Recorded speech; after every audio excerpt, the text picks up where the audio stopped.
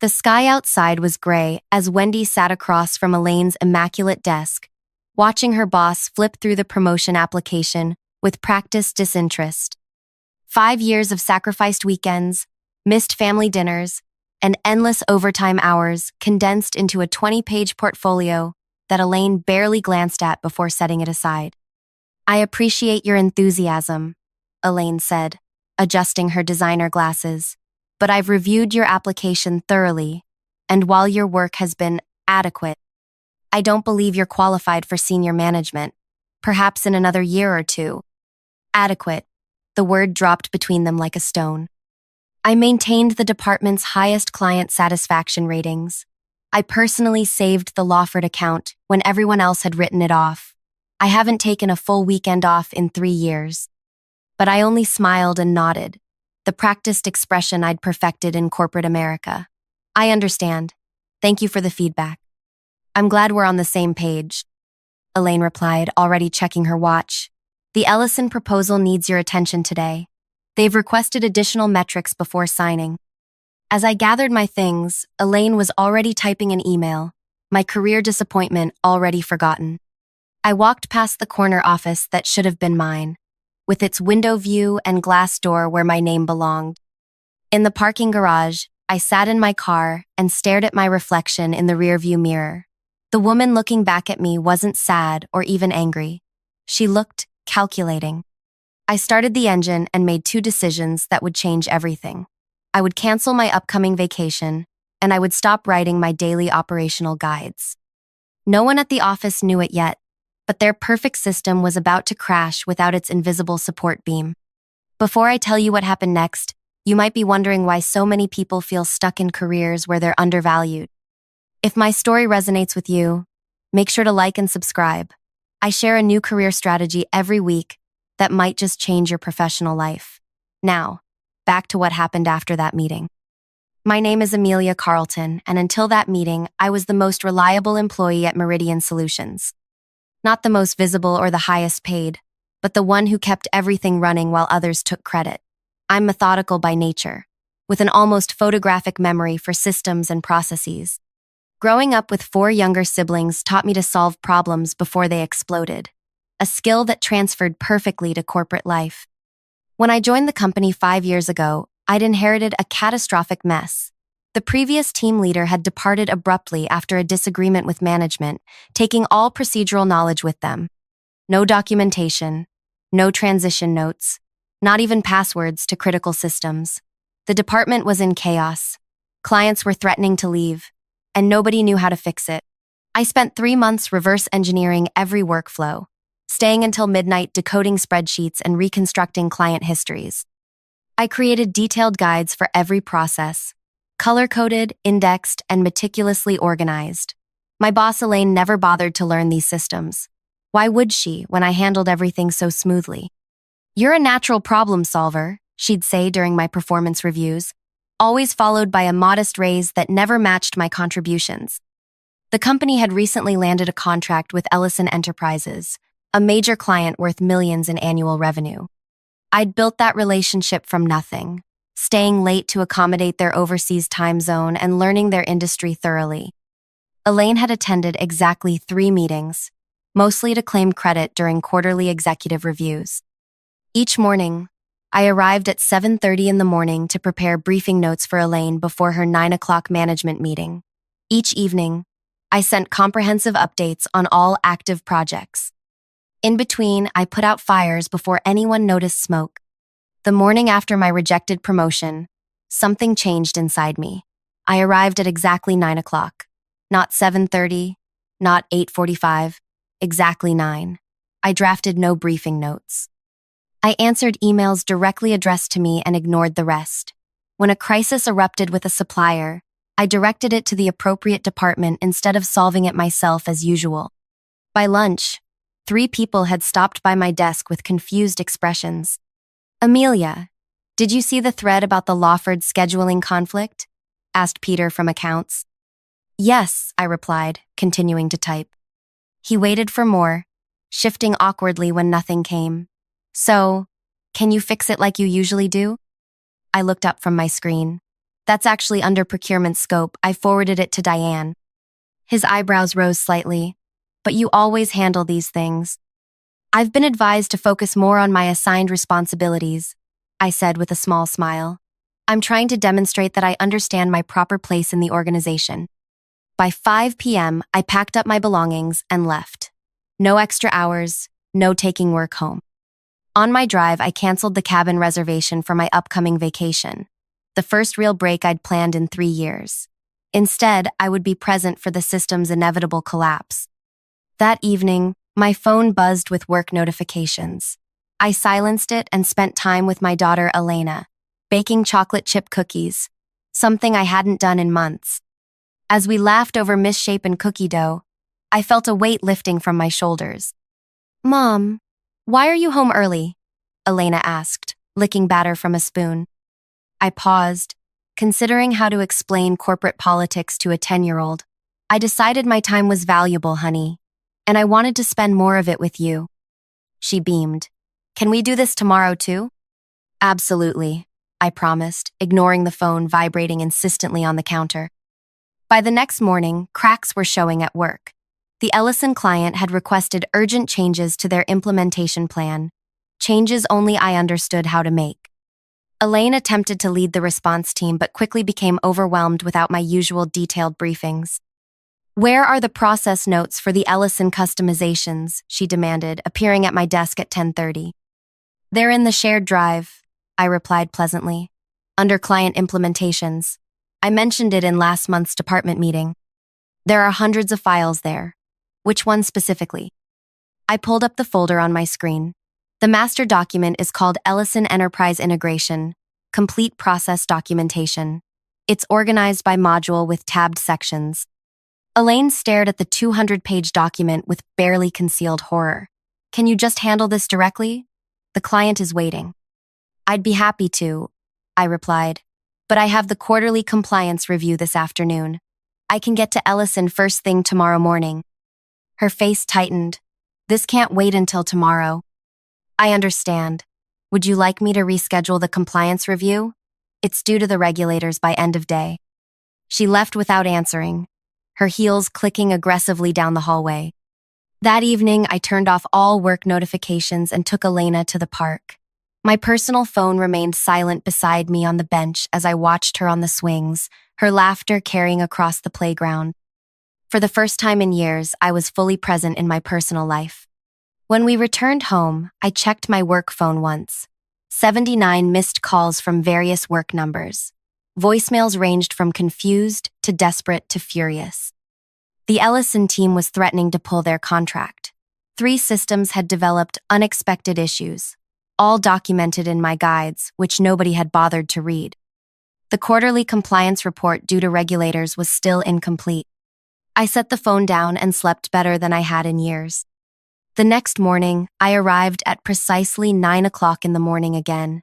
The office atmosphere had transformed overnight. Harried colleagues rushed between meeting rooms. Elaine was visible through her office glass, gesturing frantically on a video call.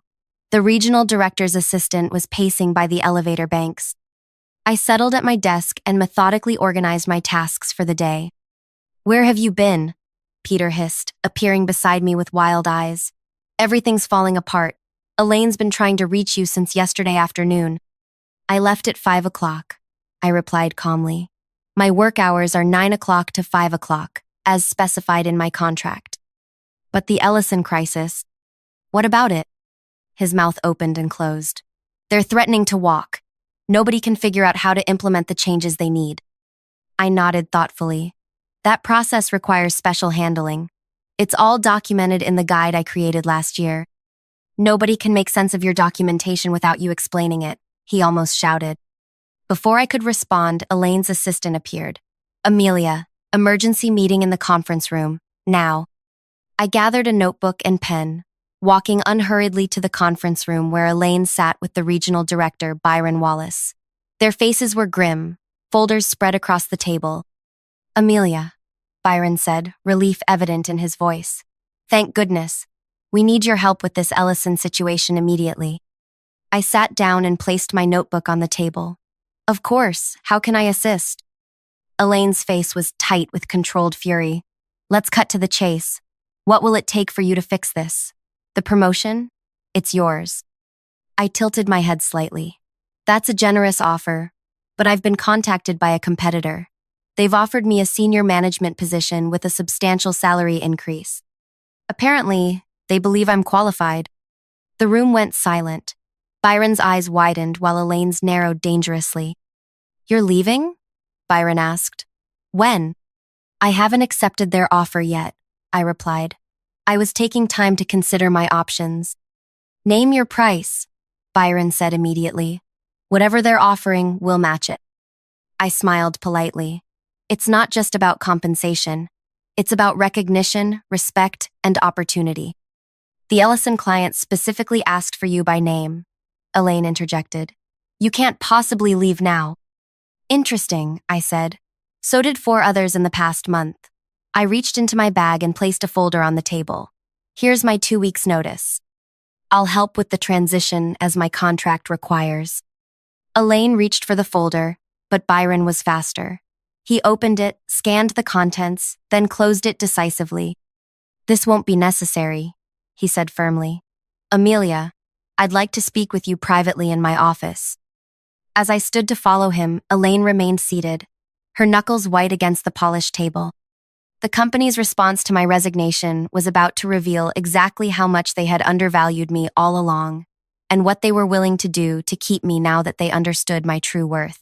I followed Byron to his corner office, aware of the curious glances from colleagues as we passed. His space was minimalist, but impressive. Awards and industry recognitions lined one wall, while floor-to-ceiling windows offered a panoramic view of the city. He gestured for me to sit in the chair across from his desk.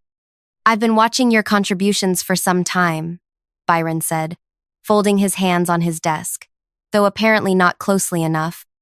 I remained silent, letting him continue. The situation with Elaine concerns me, he admitted. This is the first I'm hearing about your promotion being denied. Why didn't you come to me directly? Chain of command, I replied simply. Elaine is my supervisor. Going over her head would have been inappropriate. He nodded slowly. Admirable, but perhaps misguided in this case. Tell me honestly, what would it take to keep you here? I considered my words carefully. Recognition of my actual contributions, appropriate compensation, and a position where I can implement the strategies I've developed instead of just executing someone else's vision. Byron studied me for a long moment. I'm creating a new position, Director of Operational Systems, reporting directly to me. Double your current salary, full remote flexibility 3 days a week, and authority over departmental workflow design. The position is yours if you want it. I didn't respond immediately, which seemed to surprise him. Is that not sufficient? He asked. It's very generous, I acknowledged, but I need to be clear about something. I'm not using a competing offer as leverage. There really is another company waiting for my decision. Byron leaned back. What can they offer that we can't match or exceed? A fresh start, I said honestly. No history of being overlooked. No colleagues who see me as support staff rather than leadership. Fair point, he conceded.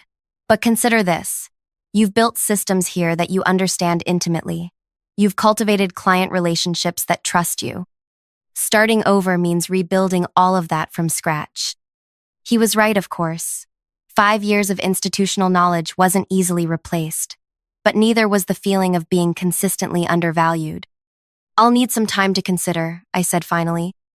Of course, take the weekend, but I need an answer by Monday morning. He stood, signaling the end of our meeting. And Amelia, I'd appreciate if you could help stabilize the Ellison situation before you make any final decisions. I nodded. I'll handle Ellison personally today. When I returned to my desk, an email from Byron was already waiting, outlining the new position offer in writing. The salary figure made me blink twice. It was more than double what I currently earned. The job description could have been written specifically for my skill set. I was gathering materials for the Ellison call when Elaine appeared beside my desk, her expression carefully neutral. We need to talk, she said quietly. Not here. Lunch? I have the Ellison call at noon, I replied. After that then, my office at 2. I nodded, already turning my attention to the crisis at hand. The Ellison team was frustrated but relieved when I joined the call. Their demands were reasonable. They needed customizations that would normally take weeks implemented within days. I walked them through a phased approach that would prioritize their most critical needs while building toward their complete vision. "This is exactly why we wanted to work with your company," their director said. "You understand our business needs, not just technical specifications." After the call, I documented the solution in clear steps and sent it to the implementation team with explicit instructions. Normally, I would have handled every aspect myself, but today I delegated appropriately, making myself available for questions, but not taking ownership of the execution. At 2 o'clock, I knocked on Elaine's door. She looked different, smaller somehow, with dark circles under her eyes, suggesting a sleepless night. "Close the door," she said, gesturing to the chair across from her desk. "I understand Byron offered you a new position." "He did," I confirmed. She nodded slowly. "I won't pretend to be happy about it, but I understand why he did it. You're valuable to the company." I waited, sensing there was more. "I owe you an apology," she continued, the words seemingly difficult for her. "I've relied on your competence without appropriately acknowledging it or rewarding it." "May I ask you something?" I said, genuinely curious. "When you said I wasn't qualified for senior management, what specifically did you think I was lacking?" Elaine shifted uncomfortably. "You've always been more technical, the behind-the-scenes problem solver. Senior management requires visibility, presence, political savvy. In other words, I do the work while others take the spotlight." She had the grace to look embarrassed. "That's oversimplifying." "Is it?" I asked. "The Ellison contract who presented the winning strategy to the executive team." "I did, but based on the proposal I developed, the client retention initiative last quarter that saved 4 major accounts, who received the leadership award? That was a team effort. A team I led, coordinated, and created all materials for." I leaned forward slightly. "I'm not lacking qualifications, Elaine. I've simply allowed others to stand on my shoulders while remaining invisible." The silence between us stretched uncomfortably. "Are you taking Byron's offer?" she finally asked. "I haven't decided. If you stay," she said carefully, "things will be different between us." "Yes," I agreed. "They will." The weekend gave me time to think clearly away from office politics. I took Elena to the Science Museum on Saturday, something I'd been promising for months, but never found time for. On Sunday, I called my sister for advice. "What does your gut tell you?" she asked after I explained the situation. "That I've outgrown the box they put me in," I replied. "But I'm not sure if Byron's offer changes that or just makes the box more comfortable." "Would you be reporting to Elaine in this new role?" "No, directly to Byron." "And what happens to Elaine?" It was a good question. Byron didn't say specifically, but reading between the lines, I think her position is being reconsidered. My sister was quiet for a moment. "So your options are to take a fresh start elsewhere, or accept a promotion that might result in your former boss being demoted?" Put that way, the choice felt different. "I don't want revenge against Elaine," I said slowly. "I just want recognition for my work." "Are you sure about that?" my sister challenged. "Because from what you've told me, part of you would enjoy seeing her face the consequences of underestimating you." Her words hit uncomfortably close to home. Was that what I wanted? To see Elaine humbled? To watch her realize how much she'd depended on me while simultaneously dismissing my contributions? By Monday morning, I had made my decision. I arrived early, 7:30 a.m., my old starting time, and went directly to Byron's office. His assistant wasn't at her desk yet, but his door was open. "You're early," he noted, looking up from his computer. "I wanted to give you my answer before the day gets busy," I explained, taking the seat across from him. "And? I'm accepting your offer with 2 conditions." His eyebrows rose slightly. "I'm listening." "First, I want to build my own team. Full hiring authority for 3 positions that I believe are essential." Byron nodded. "Reasonable? And the second?" "Elaine remains in her current position." This clearly surprised him. "After how she treated you? Why?" Because replacing her doesn't solve the structural problems in how the department functions, and because I don't want my first leadership act to be perceived as revenge. He studied me with new interest.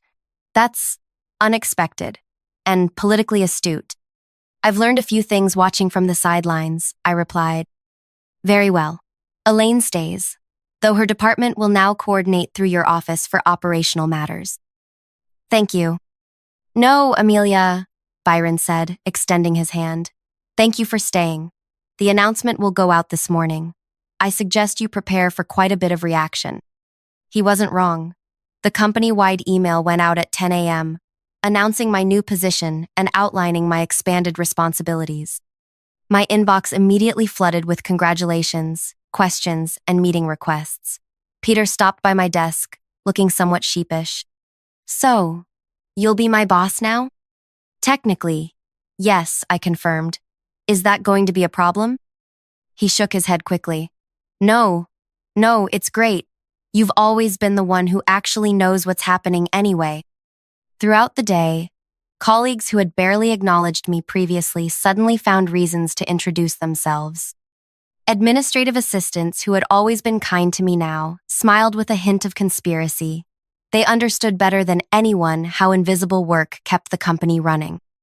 Elaine avoided me until late afternoon, when she appeared at my desk with a folder. The quarterly strategy document, she said stiffly.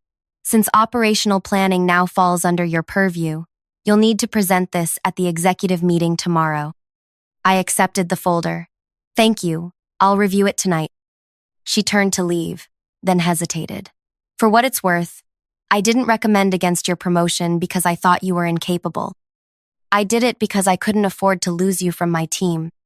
It was perhaps the most honest thing she'd ever said to me. That's the fundamental problem, isn't it? I replied.